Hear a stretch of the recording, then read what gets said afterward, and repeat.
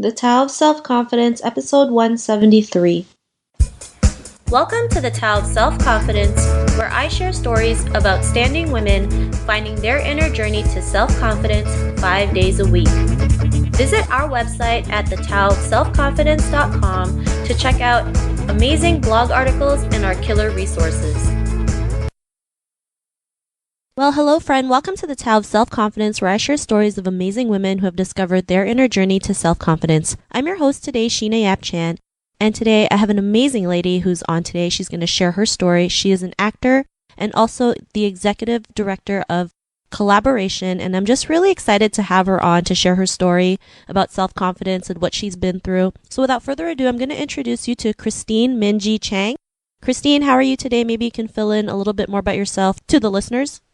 Great. Hi, Sheena. Thanks so much for having me on. And you can call me Minji. Minji is becoming a lot more prominent part of my identity. I'm so glad to be on the podcast and to be speaking to a great audience about a really important topic to me. And you said, share a little bit about me. I'm from the Bay Area, born and raised. Actually, I was born in Davis, but I spent my entire life up until 2 years ago in the Bay Area.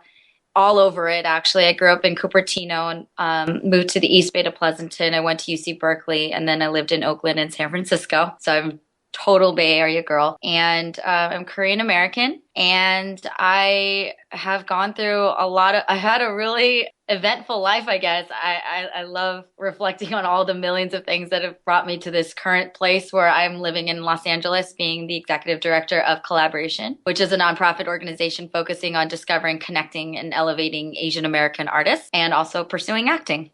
So that's me in kind of a nutshell. Awesome. And what would be your favorite self-confidence quote?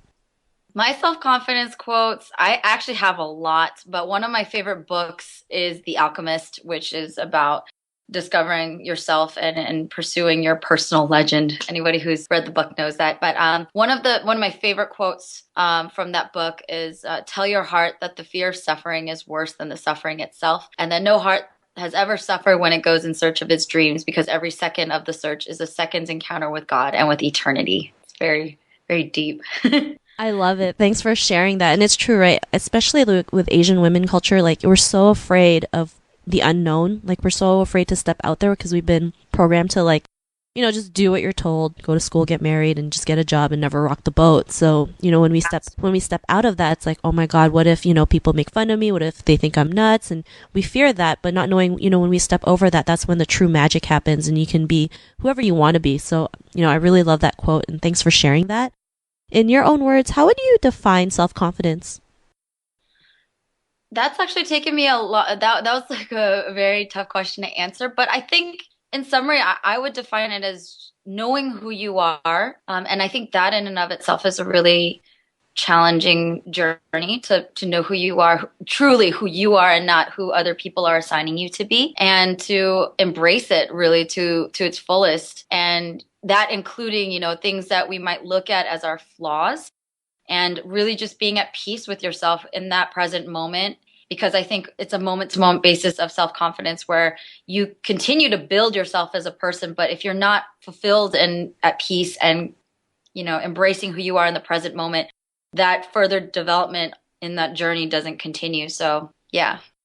I love it. And it's true, right? Knowing who you are is probably one of the hardest things, or not hardest, but challenging things for a person because, all our lives we think we know ourselves, but really, there's so much like deeper roots that we can go and find what we're capable of, what we truly know about ourselves, and accepting our flaws too, because, as women, we accept our strengths and we forget our flaws, thinking our flaws is a bad thing, but it can be a great thing, right? Knowing, right, that you have mistakes, you make mistakes, you're not perfect is what makes you human, what makes people want to be drawn to you and know who you truly are and be attracted to the right people in your life. So great definition. And what was your life like before your discovery of self-confidence? As a disclaimer or preface, I would say that my true self-confidence has only come really recently, actually, since I turned 30. But leading up to that, there was also a very significant marker when I was 19 where things really turned around for me. But I would say my life before true self-confidence was one that was very, very fear-driven. It was very insecure and very just so in my head and concerned with external validation, with what everyone else thought of me. Complete strangers, people that are not meaningful to me in any way. I mean, their opinion had such an impact on me. And it wasn't fulfilling. I feel like I was very productive as a young person, but I think it was always because I was reaching for some sort of validation or acknowledgement that would make me feel like I was worthy and not truly feeling that worthiness. So, yeah, I feel like, I mean, that's kind of part of being young. So it's not to judge anybody who's feeling that. It's really I really have a lot of compassion for those earlier parts of life when you're really figuring it out. But for me personally, it got a little bit self-destructive. And there were some really dark and difficult times that I went through in order to really find that self-confidence. Awesome. Well, thanks for sharing that. And I think we all go through that, needing others to accept us, to validate us, to love us for who we are, when really all we need is ourselves, right? And sometimes when we're young, we have no clue, right? Because we've been brought up a certain way. And that was the best that we knew, right? And as you go through this journey, learning that, you can be that person to fill that cup, pure love, and then it can overflow and attract the right people. It's amazing, right? And it's what most women go through, right? They just feel like maybe they need to have a man to fulfill their life, or they need to, be the good daughter for their parents so that, their parents can love them. And this is something that happens to almost every woman every day. So I'm glad you were able to bring that up and, show others that, you're not the only one out there who feels this way. And, what was that moment in your life when you realized, you can, do the things that you want to do? You can break out of that cycle.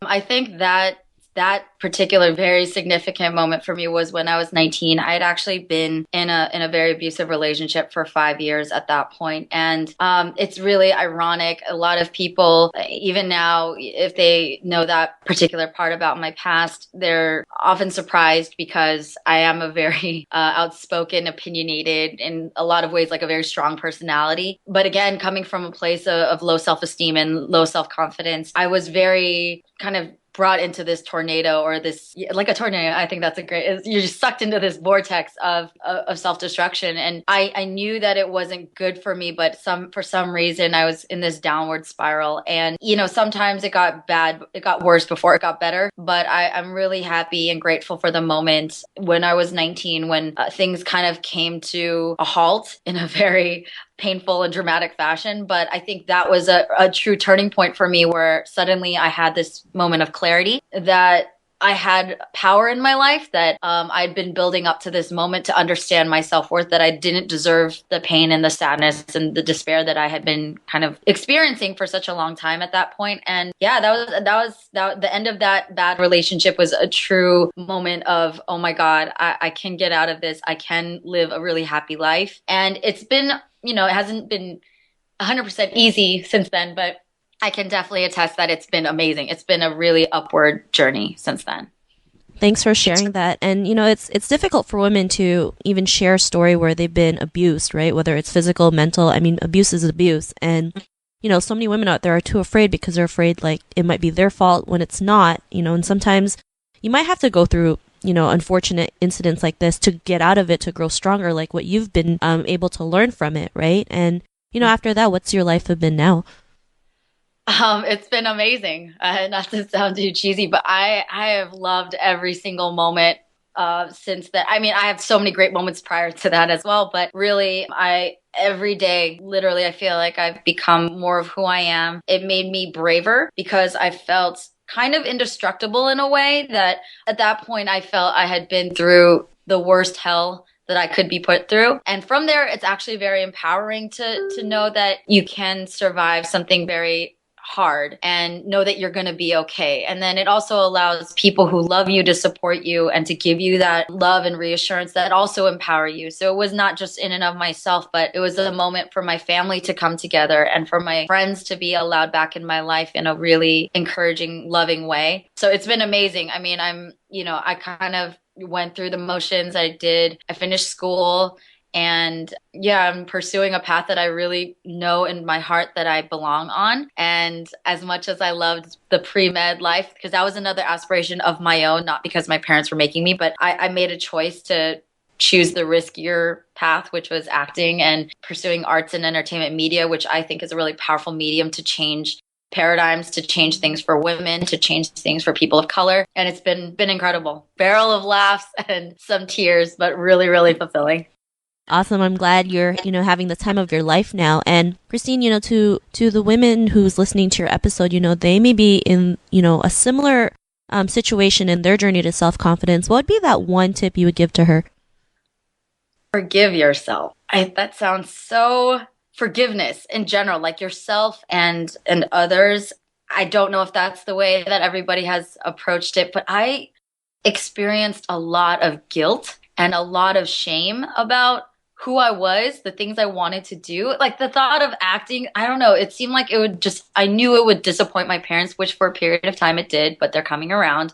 Things like that, just being a disappointment to people and feeling like I'm not enough. I mean, I couldn't let myself off the hook. And I also, spent a period of time like blaming my parents or blaming the Korean culture. So many different things where it was just such a negative place to be. And I'm still dealing with that. But I think forgiveness is really, really powerful, especially for yourself when you can, again, accept who you are and not criticize yourself for being a human who has wants and needs, because you also have so much to offer the world and the universe. And once that is allowed to flow, I mean, that's where magic happens. And I think once we're done resisting that, that's when good things can keep coming. They'll build. It'll take time and it'll build. But forgiveness is so key to that. Not to sound too preachy, but it's been a hard, but really I'm very grateful to have learned that lesson. Awesome. And I think it's a great tip. We are so hard on ourselves, the self-sabotage, the self-limiting. We forget to forgive ourselves and forgiving others. And it's not because, you're letting other people off the hook. It's just a peace of mind on your part, right? Yeah. I mean, you don't want to eat that stuff up in your head and it's just poisonous, right? And you just got to let that poison out sometimes just by the simple act of forgiveness. And yeah, it's not the easiest because I've forgiven a lot of people who I just wanted to like punch in the face. But, it was necessary for my sanity, right? I mean, I don't want to go through life hating on everybody, right? So I totally agree with you. And to me, it does not sound preachy. I think we especially, women today, we have to, remind people that forgiveness is something that you have to do for yourself, to be better, to be at peace, to live that life that you want. So I really love it. And Minji, if our listeners wanted to get to know a little bit more of what you do and who you are, is there any links or social media profiles we can connect with? Absolutely. You guys can find me on Facebook. I'm on Instagram, Minjeezy, Minjeezy. I'm also on Twitter under that handle, but there's a couple extra E's in that because the original was taken by someone else. Also, you can check out collaboration. I'm very passionate about that. I'm on the podcast. I interview different Asian artists, and we're always just working to elevate Asian American creatives, our storytellers, and helping release us from all of these past burdens and kind of be empowered and be awesome and be diverse. Awesome. Well, thanks for sharing that. And check it out. Yeah, for sure. And to our listeners, if you want to connect with Minji, you can also head on over to thetaoofselfconfidence.com and search for Minji's name. Her show notes will pop up along with everything else we talked about. And, I just really want to thank Minji for taking her time to share her story with us and, inspiring others to just go out there and take action. So thank you so much. Thank you. It was an honor to have you on. And to our listeners, be on the lookout for another new episode of another amazing woman's journey to self-confidence. And we'll catch you later. Bye for now. Bye. Thank you for connecting with us on the Tao of Self-Confidence. Visit thetaoofselfconfidence.com for links to everything we chatted about, as well as killer resources, gifts, and so much more.